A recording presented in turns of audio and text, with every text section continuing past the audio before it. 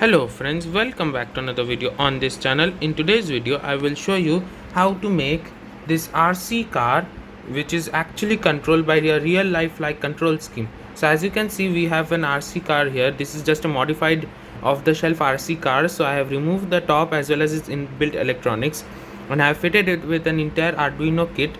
So as you can see, it is being powered up by two 18650 cells which are power control. The voltage is being regulated by this voltage regulator, which is a constant 5 volt 5 amp regulator.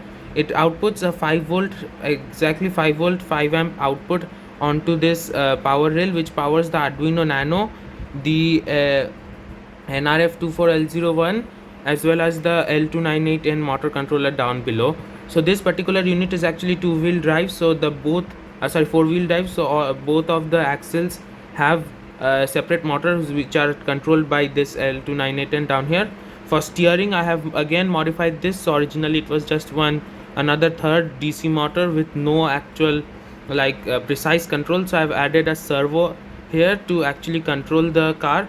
So let me just show it to you in right.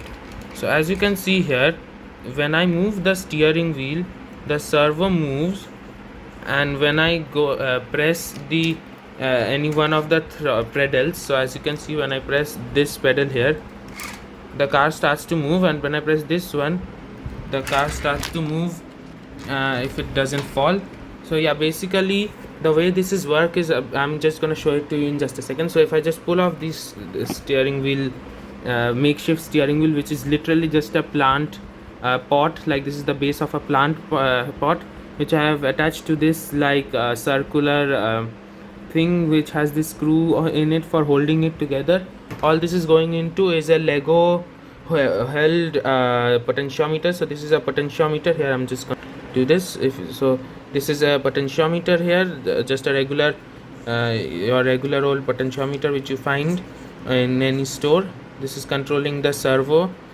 This is connected down here into this power line, which is powered to this Arduino Uno.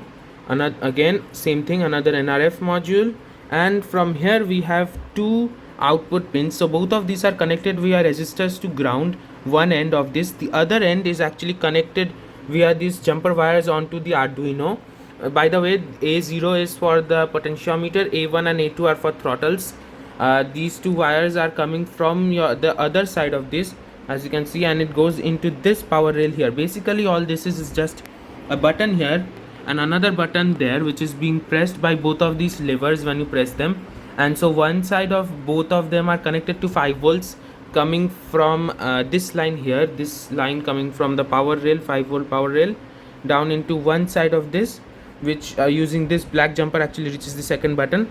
And then both of the second sides of these two wires, as I said, go here. From here, there one side of them is connected to ground via resistors, and then the other side goes into the Arduino.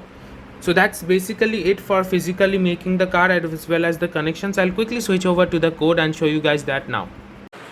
Okay, so I have now switched over to the computer. So as you can see, there are obviously two codes which are running on this system, one on each Arduino. So we have this transmitter which is running on the Arduino Uno, which is handling your transmitting the data from the potentiometer as well as both the throttles to the Arduino Nano, which is present on the vehicle.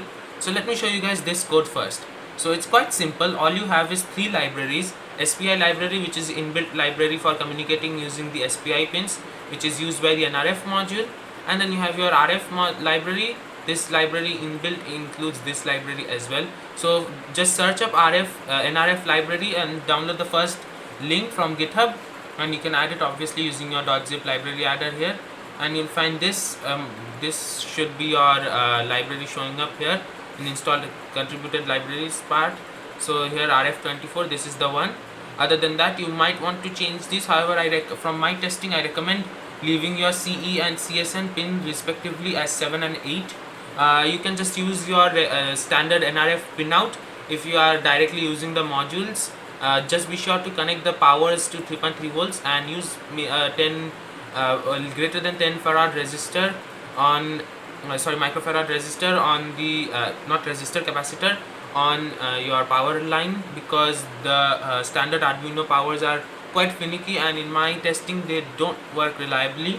As you guys saw, I am using the NRF adapter both, so I have directly connected mine to 5 volts. However, if you are going to use the modules directly, please connect them to 3.3 volts using a capacitor. So, and for CE and CSN, you can change these two and just change them here, but again, from my testing, I have seen that these two pins are the most reliable and all other pins are quite finicky and not very reliable. So CE and CSN, leave them 7 and 8 both on the Uno and the Nano. I have not yet conclusively tested on the Mega. I think 7 and 8 work fine on Mega as well. I have not tested the other pins, so your mileage may vary.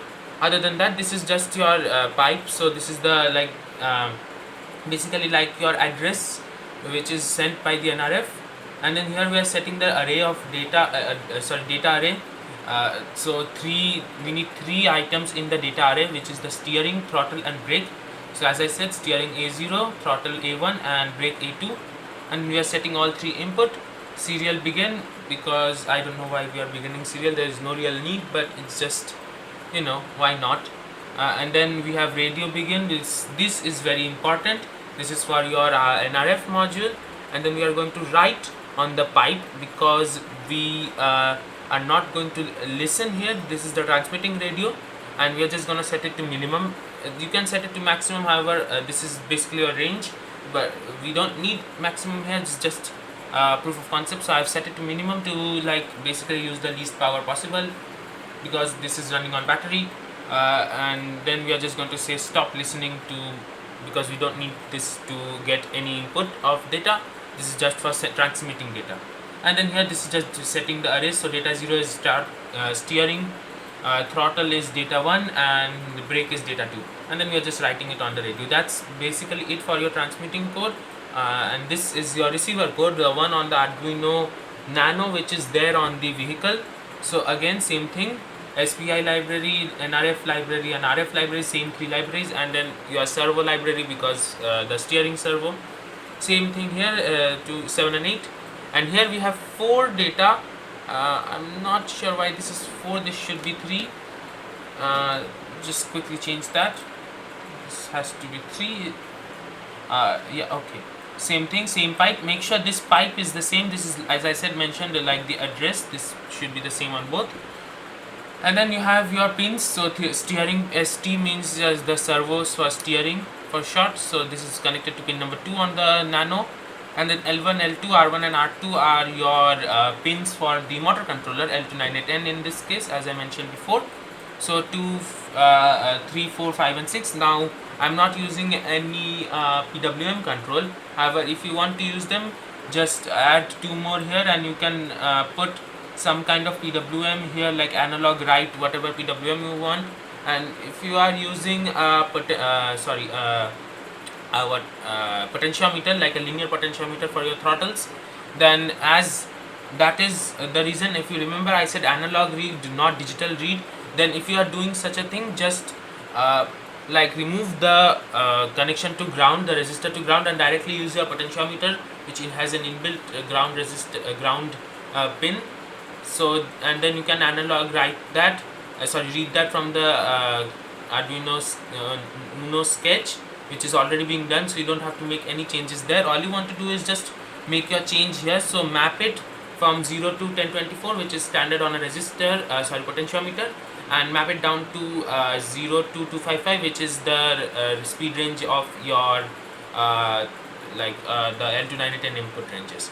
But since I am not doing such a thing, here I am just going to set these to output, attach the servo on to steering, the pin ST, which we set to 2, and right 90 degree to go straight, and we are going to stop the vehicle, as this is just your setup.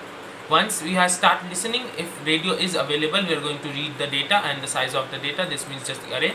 And then we are going to set an integer throttle first, which is data 1.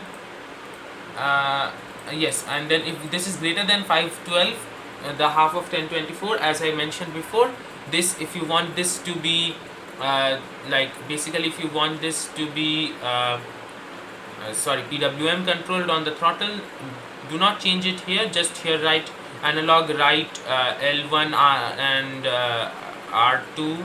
In my case, the pins are flipped on R side, so you might want to change these as well, but just write the analog reads right there. It's pretty simple. You can just search on the web if you don't find anything, or leave a comment down below if you need any more help.